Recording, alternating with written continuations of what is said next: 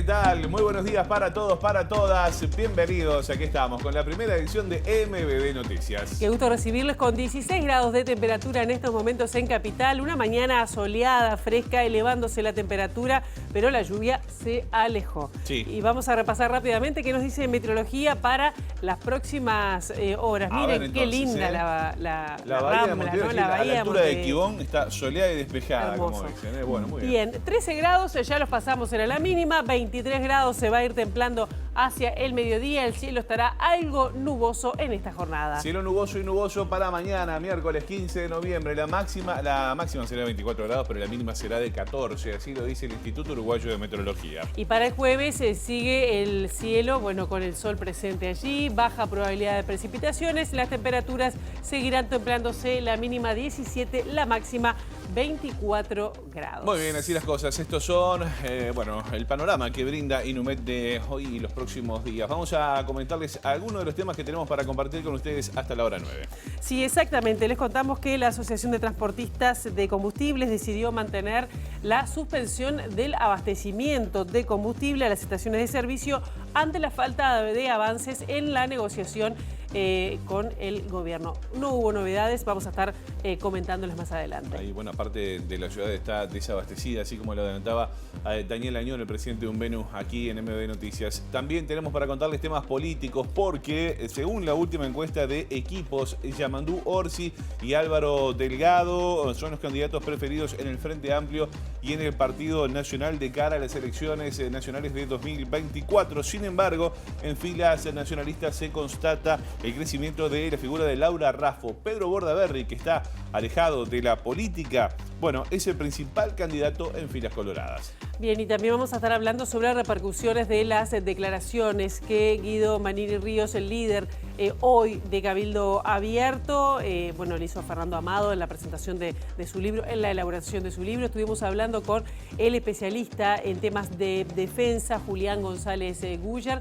Dice que el excomandante violó la ley y cometió delitos militares al participar activamente en la creación de Cabildo Abierto cuando aún era comandante en jefe del ejército. Por su parte, Manini Ríos estaba inhibido, reconoció que estaba inhibido de hacer política. Así que bueno, las repercusiones siguen sumándose. Allá por 2018, ¿no? Bueno, también les contamos que FENAPES definió un paro nacional de 24 horas para el próximo 23 de noviembre. Esto será con una movilización frente al CODICEN por el incumplimiento de la ley de negociación colectiva. En tanto, docentes del liceo número 52 de Villa García van a volver a ocupar el centro de estudios en reclamo de mayor seguridad en la zona y en esta ocupación tendrán el respaldo de padres de la institución.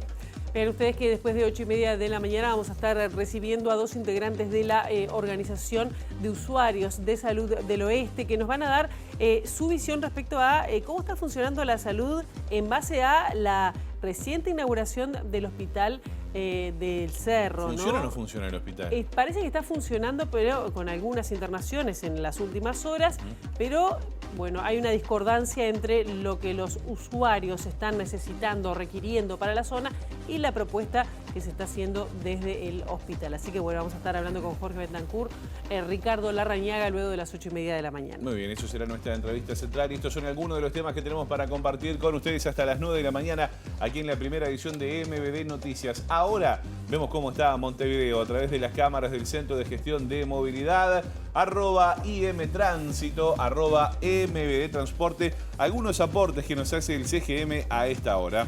Bien, Cordobés entre Luis Valleverres e Illesca hasta las 13 horas va a estar cortado y Luis Lamas entre José Osorio y Basilio Pereira de la Luz también hasta la misma hora por trabajos de carga y descarga. Turubí entre Luis Valleverres e Illescas cortado hasta las 4 de la tarde por tareas de UTE. 33 entre Buenos Aires y Reconquista también cortado hasta las 5 de la tarde pero por tareas de carga y descarga. Federico Subiela Warch entre Gilbert y Jaime Civils hasta las 5 de la tarde va a estar interrumpido. Nicaragua entre Yaguarón y Libertador hasta las 5 de la tarde por conexión de semáforos y la misma calle Nicaragua entre Batoví y Fernández Crespo hasta las 20 por tareas de hormigonado. Tengo más, ¿quiere? ¿Cómo no? Ramón del Valle Inclán entre Libres y Marcelino Bertelot cortado hasta las 4 de la tarde por tareas de UTE y Camino Paso del Sauce entre Camino a la Cutilla Pereira y el Coronel Raíz cortado a partir de este momento y hasta el mediodía, hasta las 12 por tareas de UTE en la zona.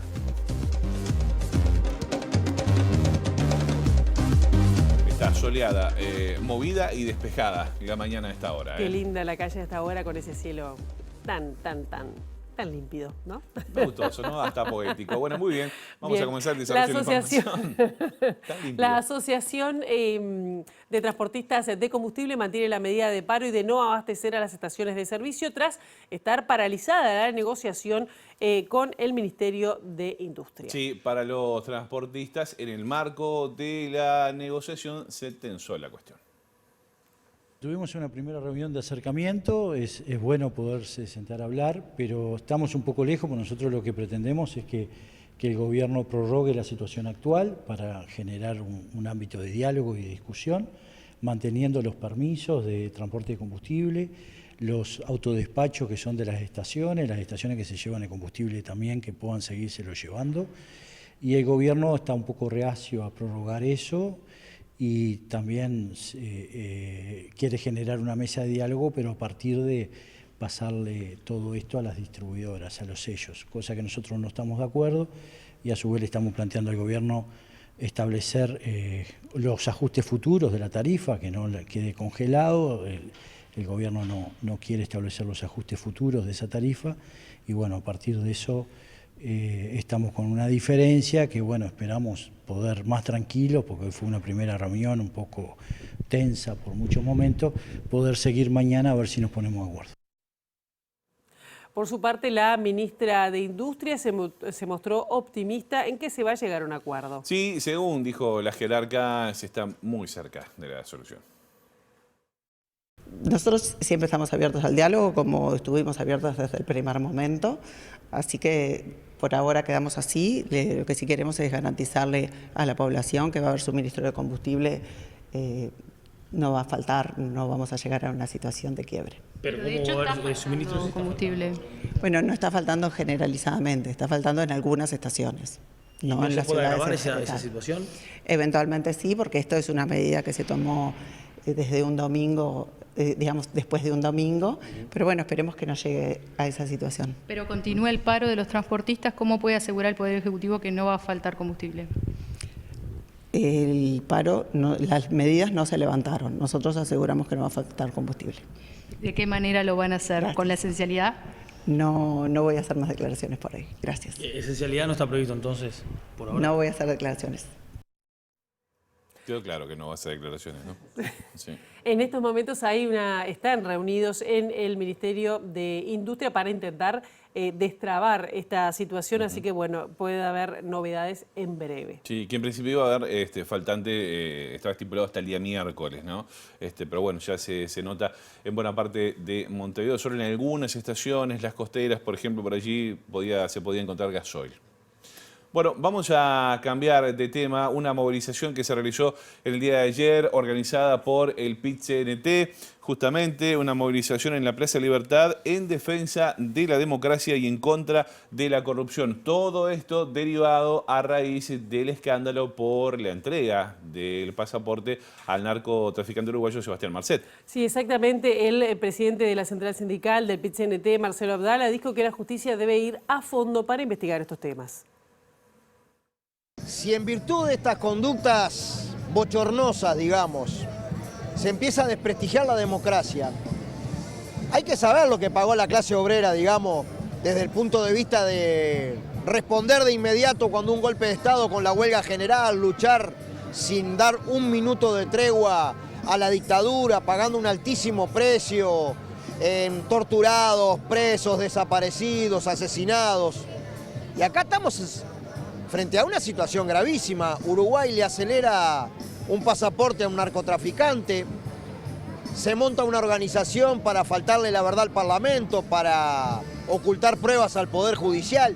Si esto se hace moneda corriente, como lamentablemente estamos viendo muchos casos en los últimos años, bueno, se empieza a desprestigiar la institucionalidad democrática y eso siempre es negativo para los trabajadores. Para nosotros debe actuar de inmediato y hasta sus últimas consecuencias el Poder Judicial, porque todo esto es gravísimo, ¿no?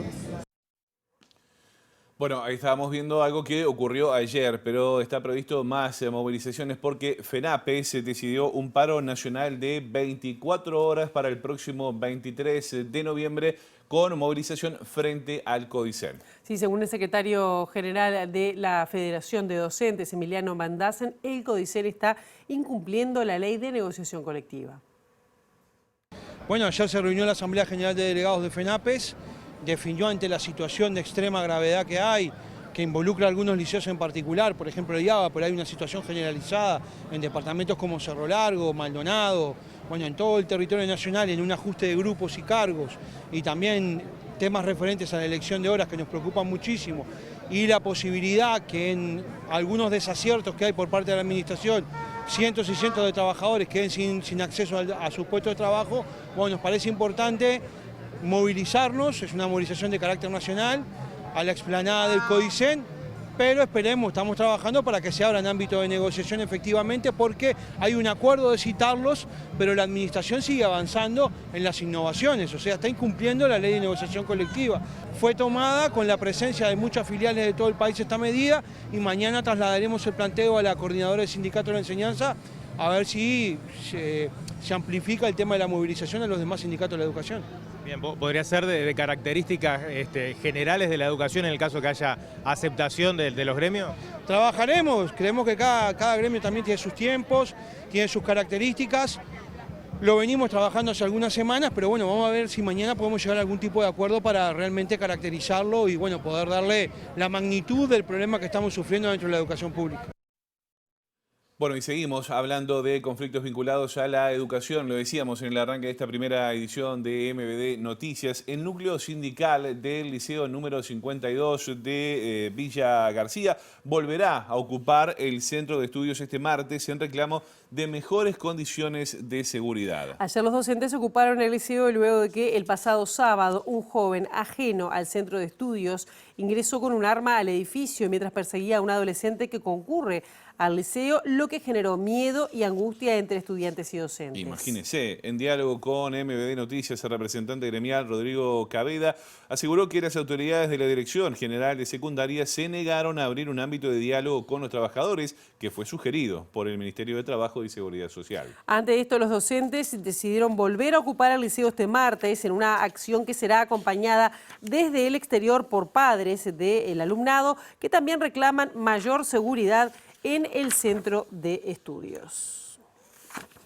Bueno, muy bien, vamos a cambiar una vez más de tema. Otro de los temas que destacamos, otro de los asuntos que destacamos en el arranque de esta primera edición, tiene que ver con el senador Guido Manini Ríos, líder del partido Cabildo Abierto, quien, bueno, justamente tuvo un rol protagónico en la creación de este sector político, mientras era comandante en jefe del ejército, pese a que la Constitución se lo prohibía.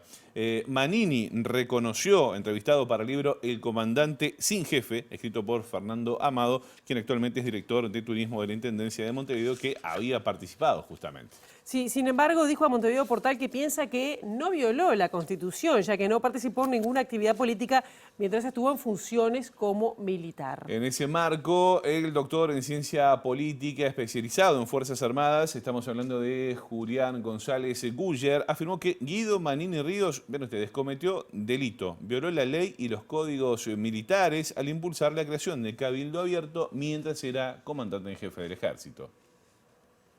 Cometió un delito de carácter, digamos, que violó digamos, la ley penal común, digamos, y también violó los códigos militares, porque actuó de manera absolutamente desleal con su mando superior, con su jefe, que era el presidente Tabaré Vázquez. Además de que ha seguido actuando deslealmente, como él mismo lo dice, con sus compañeros de ruta, ahora que es dirigente político. Y por otra parte, sería lógico que dentro del ejército también se iniciara un trámite dirigido a crear un tribunal de ética para juzgar la conducta del general en los hechos que él mismo señala haber cometido, que son desleales para su mando.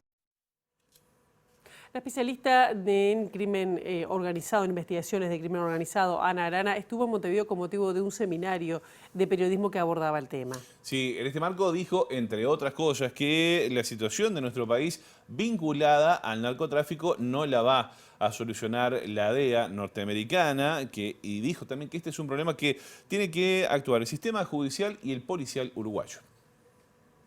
Ustedes están en un lugar muy céntrico hacia donde va el crecimiento del negocio de la droga, que es internacional y que ahora pues, siempre anda buscando nuevos huecos. El hecho de que ustedes tienen una economía dolarizada, que tienen un gran puerto con conexiones hacia Europa, que es un lugar de mucho flujo de gente y que están en el centro entre Argentina, Brasil, Perú, Colombia. Es un lugar óptimo para tráfico, pero bastante para lavado de dinero. Entonces eso ya ha estado pasando, me imagino, y pues hay que estar siempre muy listo en términos de cómo el narcotráfico cuando entra a un país o a una ciudad cambia muchas cosas que ustedes no se dan cuenta y hay que estar pendiente de todo eso. La DEA no es una solución. La DEA lo que haría es que entrenaría a las policías de ustedes, que ya lo están haciendo y lo hicieron antes.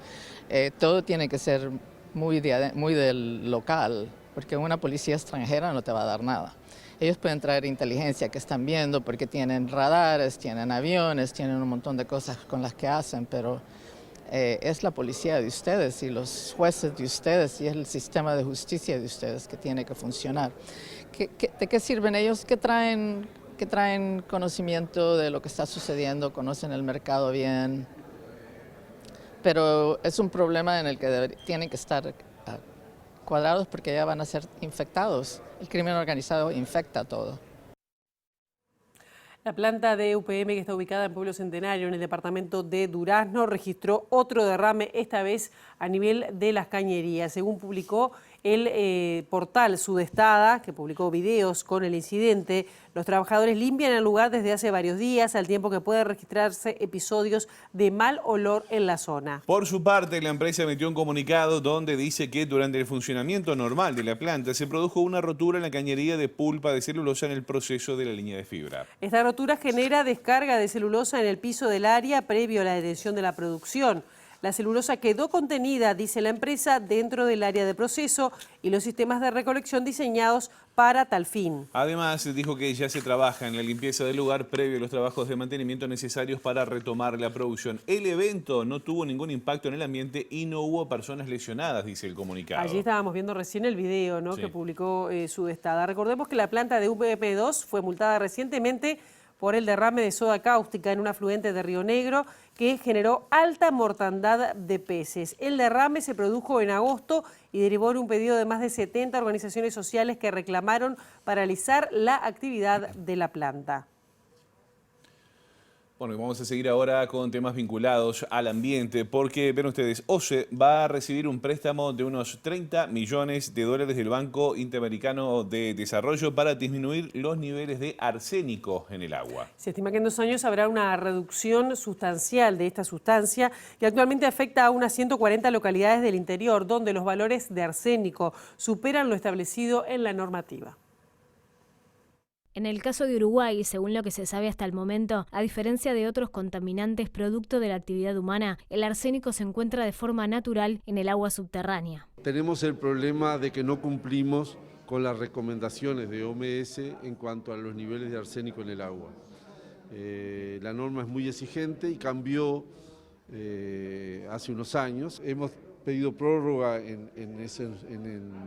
para el cumplimiento de la norma ante el Ministerio de Salud Pública, lo cual nos ha sido concedida, pero paralelamente hemos estado trabajando duramente por parte de muchísimos técnicos en ver qué tecnologías y qué soluciones técnicas podríamos tener. Esperemos que en un plazo de 2 años nosotros podamos haber reducido este problema de forma notoria. Bueno, y a propósito, ahí veíamos al presidente de OCE, Raúl Montero, también afirmó que es muy difícil que el año próximo haya lugar a una situación de afectación del agua potable como la que ocurrió hace algunos meses. Sostuvo además que el organismo no presentó aún el plan de desmantelamiento de las obras de emergencia que se realizaron en Velastiquí sobre el río San José, entendiendo que se tiene que actuar con cautela. Hace 10 días Paso Severino estaba prácticamente a nivel de rebalse, o sea, no le estaba sobrando nada, y el río Santa Lucía ya había bajado el caudal. Esa realidad cambió ahora con las últimas lluvias. Yo creo que hay que ser muy prudente en las resoluciones, en los pasos que demos. Hace 10 días decía, estábamos muy parecidos al año pasado. La ventaja es que sabemos mucho más ahora y que tenemos otras posibilidades de incorporar agua que antes no teníamos. Sigo pensando lo mismo, o sea, tenemos que ser muy prudentes. La consigna era y es no abrir Paso Severino, no lo hemos abierto, pero bueno, vamos a ver cómo evoluciona el clima y qué dice Inumet, por ejemplo, al respecto. ¿Hay riesgo que se pueda repetir la situación del año pasado?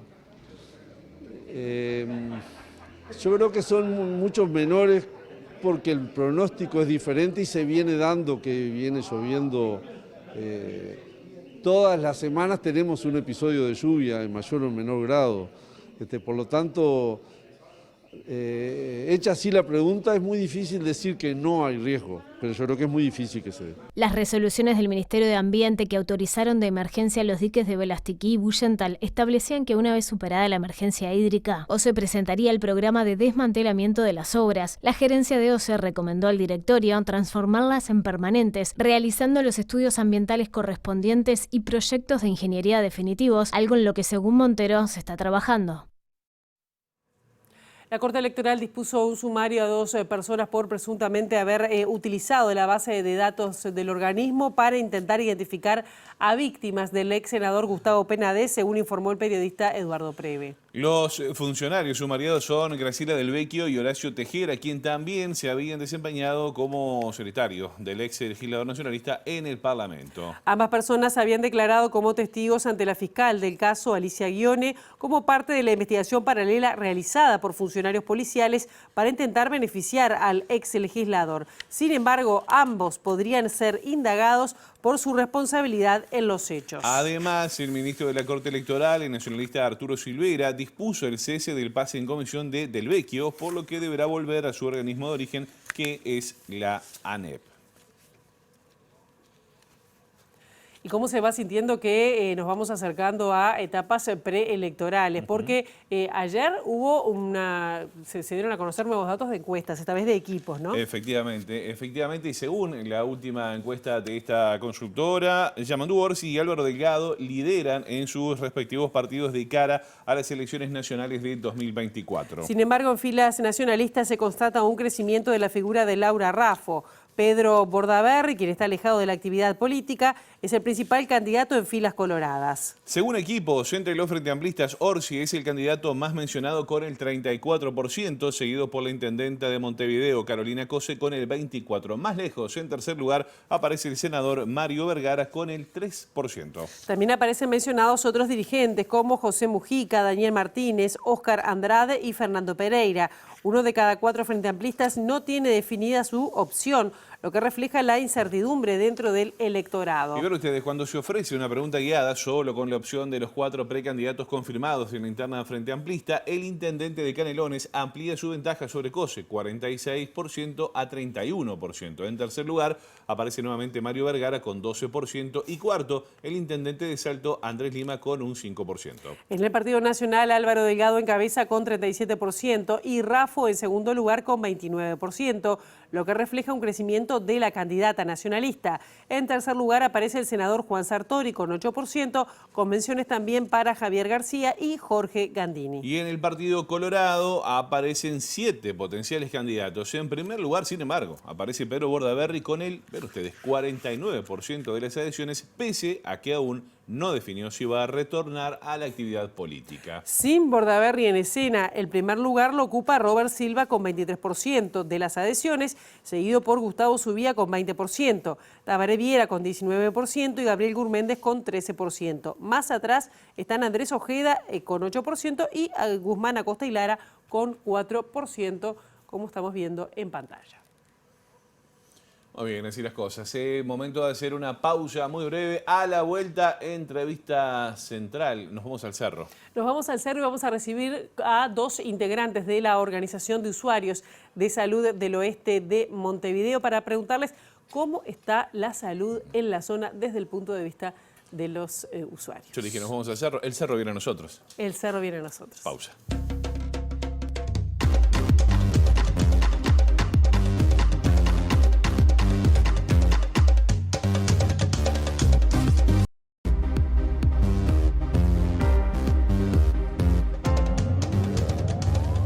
La reciente inauguración del Hospital del Cerro abrió una serie de polémicas o generó una serie de polémicas ya desde su construcción y para hablar en primera mano de cuáles son las personas, sobre las personas que lo usan, estamos recibiendo con muchísimo gusto a integrantes de la asociación con la Organización de Usuarios de Salud del Oeste de Montevideo. Ya le damos la bienvenida a Jorge Bentancur y a Ricardo Larrañaga, gente que hace muchísimos años que está a la vuelta en esta organización buscando soluciones, ¿no? y mejor tratamiento sanitario a la zona. ¿Cómo andan? Bienvenidos. Muchas gracias por el espacio. Sí, hace 18 años que existe la Organización de Usuarios de la Salud y bueno, un poco bienvenido todo lo que se haga por la salud para el Cerro, pero siempre y cuando no se tire abajo lo que es el primer nivel de salud. El primer nivel de salud que nosotros vamos a hablar mucho es las policlínicas, claro. O sea, lo que está más cerca de la gente. El que me siento mal, me duele la garganta, eso, ¿qué me pasó? El que dice, tengo acidez en el estómago, si tengo un médico cerca, puedo consultarlo, y no el no tener un médico y después ir con una úlcera al médico, ¿no? Esa es la diferencia. O no tener pediatra. Yo me acuerdo que hace ya un par de años había carteles de que no hay pediatras, yo no sé si era un 23 de diciembre o tal. Jorge, no está bien, están en contra del hospital, está en funcionamiento. Ayer nos enteramos que hay algunas camas que están de internación que están recién ocupándose. ¿Cómo ven ustedes este funcionamiento? Lugar, pensamos que no hay una planificación la cual haya determinado un objetivo para lo cual instalar un hospital allí. Nosotros ya desde el arranque hicimos un diagnóstico participativo con los vecinos en los barrios, o sea, hicimos 9 recorridas por las distintas subzonas, Casabó, Cerro Norte, Santa Catalina, Pajas Blancas, preguntando problema, propuesta y con qué actores vamos a trabajar. Y ahí luego pusimos en junta a los 300 vecinos que participaron y se hizo un plan. El problema primero que salió era la desnutrición en los niños y se planteó en el plan un programa en el cual se creó la red de primera infancia con los otros actores que hoy por hoy, hace 17 años que está funcionando, y están 40 organizaciones sociales que existen en la zona de salud y de educación de 0 a 3. Así trabajamos con todos los actores que trabajan en el territorio con esa problemática, claro. Que es una zona que la cuna del país, nace el 10% de los niños y niñas y el 50% nacen en hogares pobres. Otro de los problemas, las adicciones, se creó Mi Cerro Sin Droga, por decir, y después salud mental, etc. Y ustedes, como ustedes decían, hace muchos años que vienen haciendo este trabajo. Me imagino, no sé, como usuarios, que haya un hospital puede ser bienvenido. ¿Por qué generó tantos problemas y digo que no está funcionando, no atiende las problemáticas que hay, que hace poco nada más la Universidad de la República dio a conocer esos grados de niños que en 20% de los hogares con niños no hay días que no comen? Es decir, ¿no soluciona en algo la existencia de este hospital en la zona? Bueno, justamente recientemente en el Paraninfo de la universidad se presentó una encuesta de inseguridad alimentaria de municipio A que realizó el programa APES con la Escuela de Nutrición, en el cual nos da, por ejemplo, como datos, que el 20%, ante la pregunta si algún integrante de su familia no comió algún día, da un 20% contesta que sí, que hay días que no comieron en todo el día, no tomaron leche, nada. Y un 40% dice que el ingreso que tiene no es suficiente para cubrir sus necesidades de alimentación. Luego también dice que el 54%, con 4% de los que tienen problemas de salud mental nunca vieron un médico. Y no tenemos un psiquiatra en toda la región. O sea, la unidad ejecutora no tiene un psiquiatra. Por eso pregunto, nosotros esos datos los fuimos dando, los dimos, fuimos a la universidad, si la existencia del hospital ¿solucionan algo o atienden esas problemáticas? Esa es mi pregunta. Sí, el tema es que el hospital soluciona cuando el tema ya es grave. Ajá. ¿Sí? Si nosotros tenemos policlínicas cerca de la gente, soluciona el problema cuando empieza a presentarse. Entonces, y hoy esas policlínicas hay no dos están... cosas, hay dos cosas. Evita sufrimiento a la persona y evita costos más elevados a la salud. Digo, o sea, si atendemos a la salud cuando recién empieza a deteriorarse, es distinto cuando hay que usar un quirófano o hay que usar aparatos o medicamentos, ¿no? Entonces,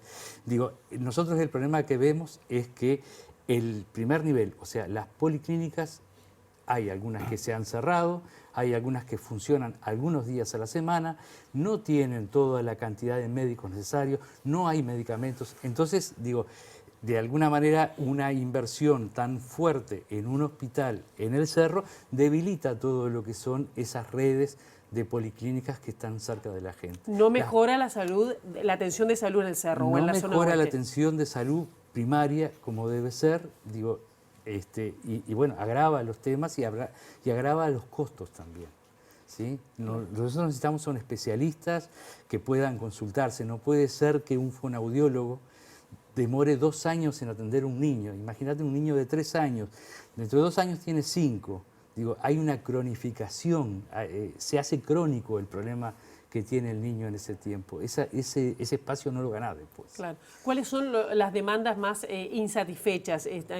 Hablamos de salud mental. Problema de salud mental. ¿No hay psiquiatras? ¿No hay psiquiatras en la atención? No hay ningún psiquiatra. O sea, cuando había uno, la gente iba a las 10 de la noche a la Policlínica de Maracaná Sur, que es la puerta de entrada de los nuevos ingresos, para ver si pescaban los 2 números nuevos que daban.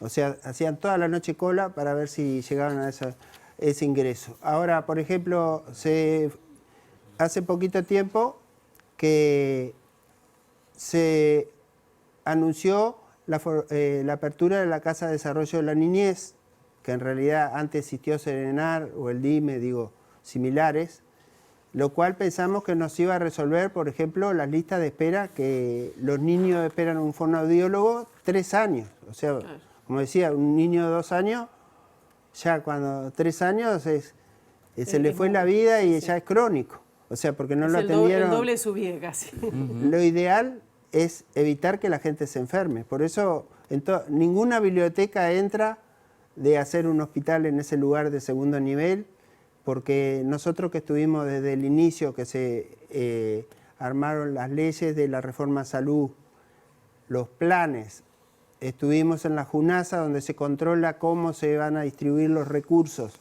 y hoy está ausente los usuarios porque no participan. O sea, estuvimos reunidos con el ministro Salinas cuando cerró todas las policlínicas y los convencimos y reabrió cuando la pandemia, porque habían cerrado todas las policlínicas y ahora las ¿cuántas mandó están reabrir. ¿Cuántas están en funcionamiento de esas? Hay como 25 más o menos. 25 o sea, hay una policlínicas había originalmente, en funcionamiento debe haber 20 en este momento, pero además una policlínica, si vos te imaginas una policlínica, funciona todos los días y tiene médico, enfermera. No, las policlínicas que están abiertas funcionan algunos días a la semana con algún médico y alguna enfermería, ¿no? Entonces, Ese es el problema grave. Nosotros como usuarios trabajamos sobre los determinantes de la salud, o sea, es lo que hay que hacer en la atención primaria de la salud, trabajar sobre aquellas cosas que provocan que la salud se pierda. Entonces, trabajar en lo que es promoción de salud, trabajar, por ejemplo, en policlínico odontológico. Hace 30 años que tenemos en el Cerro un policlínico odontológico que era comunitario de la Intendencia, ahora pasó a la Intendencia. A la Intendencia. Sí, volvió a la Intendencia. Volvió a la División Salud. ¿Sí? Es para usuarios de ACE y bueno, sí, es para usuarios de ACE en general. Ese policlínico lo que hace es enseñar el cepillado,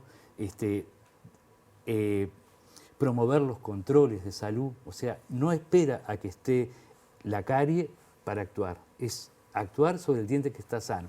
Nosotros cuando trabajamos en ese policlínico promovíamos de que fueran las mamás con los bebés, para empezar en ese momento ya a trabajar, a que el niño se acostumbrara a todo lo que era la higiene bucal y que se acostumbrara también a que un médico estuviera en su boca, ¿no? Sí. Eso es importantísimo para que le pierdan el miedo. Claro. Ayer justo el presidente de ACE, Leonardo Cipriani, dijo que en una entrevista en Informativo Sarandí que aumentaron 6.000 pacientes más por mes para atender la demanda en salud mental, aunque reconoce que hay una demanda de 19.000 consultas de psiquiatría atrasadas. Bueno, ¿para ustedes? En la zona nuestra no. Y por ejemplo en Artigas tampoco hay un psiquiatra, porque nosotros andamos recorriendo todo el país. Digo, tenemos la red de municipios y comunidades saludables, que durante toda la pandemia ha sido un paraguas en el cual nosotros somos un movimiento de salud con base educativa o un movimiento educativo con base de salud, porque tratamos de evitar que la gente se enferme, que cambie de hábitos y bueno, y también como queremos ser sujetos de derecho, en algún momento estábamos en la JUNASA decidiendo cómo se utilizaba la cantidad de plata que el Ministerio de Salud, con su rectoría, distribuye. ¿Y no hay distribución para el Cerro? Ustedes dicen que no hay psiquiatra, no hay recursos para salud mental en el Cerro. El tema, además de la falta de recursos, o sea, de que esos recursos se destinan al hospital, el otro tema es también que los especialistas no soportan mucho tiempo en el territorio.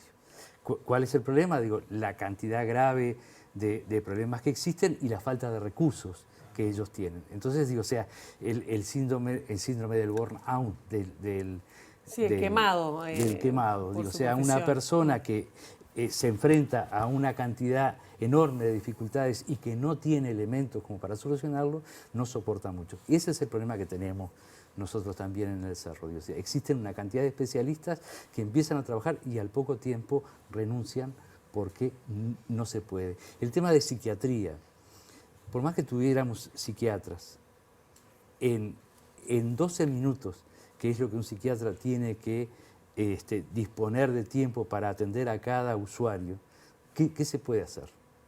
O sea, lo único que se puede hacer es mirar la problemática e indicar algún medicamento que le ayude a aliviar el sufrimiento, pero eso no cambia la realidad de la persona. En cuanto a los medicamentos, porque en algún momento hubo falta de medicamentos, ¿sigue existiendo esa situación de falta de medicamentos? ¿Algunos medicamentos que eran básicos? Sí, falta hasta paracetamol a veces. Y faltan medicamentos psiquiátricos, faltan muchísimos, digo, o sea, entonces digo, o sea, se ha transformado en un problema endémico y se ha transformado en un problema también que cuesta mucho la información de eso, ¿no? O sea, hay información disonante, un día se dice que hay, al otro día aparece una lista de medicamentos que no están en la farmacia. Entonces, ¿Y qué dicen cuando, por ejemplo, se inaugura el hospital y dicen, bueno, los usuarios no quieren o critican el hospital? En realidad, nosotros como que somos activistas de salud. Por lo general la gente asocia salud a tener un hospital en la puerta de la casa. Lo que tendría que tener muy cerca de la casa es las policlínicas, porque son los que evitan la enfermedad. Y en todas las bibliotecas no se permite, hoy por hoy, la Organización Mundial de la Salud habla de atención primaria de salud. y habla de trabajar sobre los factores de riesgo. O sea, si yo cruzo la calle con luz roja, es un riesgo. Si rengueo, el riesgo aumenta. Si tengo problema de visión, es mayor. Claro.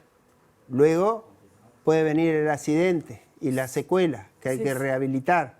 De eso se trata, de prevenir y evitar el riesgo. O sea, no tengo salud si no tengo trabajo, no tengo salud si no tengo vivienda, si no tengo educación, si no tengo alimentación correcta, si no hago ejercicio físico, etc. Ya tenemos que ir cerrando. Ustedes además como usuarios organizaron este congreso de salud Pablo Carlevaro, ¿no? Que se hizo en la Intendencia de Montevideo con una asistencia realmente impresionante. Si tuvieran que decir qué es lo que están requiriendo, además de todo lo que me han dicho, una frase final.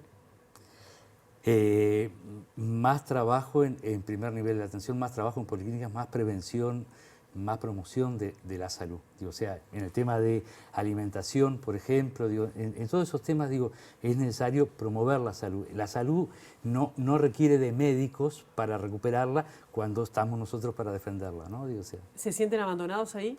Sí. Y solo un 20% de los niños van a un centro educativo. Falta un 80%, que en el país hay 32.000 niños que no tienen posibilidad. Por eso cuando copian modelos educativos de otros países no tienen en cuenta que esos países que están copiando tienen el 100% de los niños contenidos, en los cuales son escuela para padres también, o sea que trabaja el niño, su familia y la comunidad. Y justamente hicimos un documental que José Pedro Charlo lo hizo sin rubro, porque un poco... Tenemos que cerrar. Bien. Jorge Bentancor, Ricardo Larrañaga, un gusto que hayan estado aquí. Lamento que el tiempo siempre se hace corto. Agradecidos nosotros. Muchas gracias por la oportunidad de... Por favor. Bueno, muy bien, nosotros seguimos con otros temas vinculados a la sociedad porque, ven ustedes, Ignacio Pardo, que es especialista en estudios de la población de la Facultad de Ciencias Sociales, dijo que a fin de mes se van a conocer los resultados del último censo poblacional. Y en ese marco señaló que vamos a tener que hacernos ya la idea de un país con una población que no crece. Estamos a punto de conocer las cifras preliminares. Seguramente las cifras que se conozcan sean de la cantidad de uruguayos que se entrevistó. Ese no es el número total porque hay que calcular luego la omisión, es decir, los uruguayos que no se entrevistaron en el operativo censal. Pero una vez que tengamos el dato final, va a ser interesante porque vamos a ver un poco el detenimiento o la inminencia del detenimiento del crecimiento poblacional. Y por tanto, bueno, vamos a tener que hacernos a la idea de un país cuya población ya no crece, lo cual no es súper extraordinario ni es en sí mismo negativo. No vamos a tener ya la población que hemos tenido en el pasado de más jóvenes que adultos mayores, ¿no? Ahí ese cambio estructural es importante y en cuanto a la cantidad de habitantes, el estancamiento ya en estos años o muy próximo. Entonces, bueno, el censo seguramente va a ratificar eso y bueno, veremos cómo siguen los cambios en la población uruguaya, que no van a ser en su magnitud total, seguramente no van a ser en la estructura por edades, salvo la intensificación del envejecimiento, pero sí van a darse en otro montón de variables, en su distribución territorial, en el cambio familiar, en los arreglos residenciales de las personas, la transferencia de los recursos entre generaciones. Hay una cierta apariencia de estabilidad, porque la población no crece en tamaño, pero debajo de esa apariencia hay muchísimos cambios muy interesantes de analizar.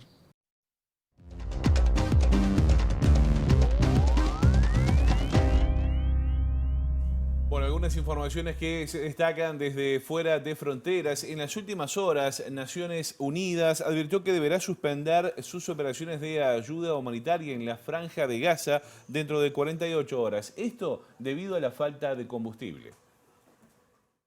La ONU pide desde hace varias semanas a Israel que permita la entrada a Gaza del combustible necesario para alimentar grupos electrógenos de centros de salud y plantas desalinizadoras de agua, pero el ejército israelí afirma que la llegada del suministro podría beneficiar las operaciones militares de Hamás, según destacó Thomas White, el director de la Agencia de la ONU para los Refugiados Palestinos. La Agencia de la ONU es por lejos el mayor proveedor de servicios humanitarios para los 2,5 millones de palestinos que conforman la población de Gaza, 80% de la cual está bajo la línea de pobreza y cuyas 2/3 partes dependen de la asistencia de la ONU para subsistir. El ministro de Defensa de Israel, Yoav Galant, declaró este lunes que Hamás ha perdido el control de la Franja de Gaza y que no es capaz de detener las fuerzas de defensa de Israel, destacando que mientras los terroristas huyen hacia el sur, los civiles palestinos están saqueando las bases de Hamás porque no tienen confianza en su gobierno. El ejército israelí denunció este lunes que sus tropas en Gaza fueron atacadas por un escuadrón terrorista escondido entre un grupo de civiles en la entrada de un hospital, ante lo que respondieron con fuego, matando a 21 palestinos luego de recibir disparos con armas de fuego y lanzacohetes desde la entrada del hospital Al-Quds de la ciudad de Gaza. Mientras tanto, decenas de muertos y heridos dejó este lunes un nuevo ataque israelí sobre el campo de refugiados de Jabalia en el norte de la franja y según los corresponsales de la agencia palestina Wafa, los rescatistas recuperaron al menos 31 cuerpos de los escombros y un número no especificado de personas heridas en una zona que ya había sido devastada previamente desde la nueva escalada del conflicto. Muy compleja la situación por allí. Nosotros hasta acá llegamos. Con la primera edición de MB Noticias en minutos arranca Ciudad Viva en la pantalla de TV Ciudad. Actualización informativa con Rosina Mallarini a las 13:30. Nosotros volvemos con el gusto de siempre. Mañana bien tempranito a las 8 en punto aquí en TV Ciudad. Chau, chau. Pasen bien.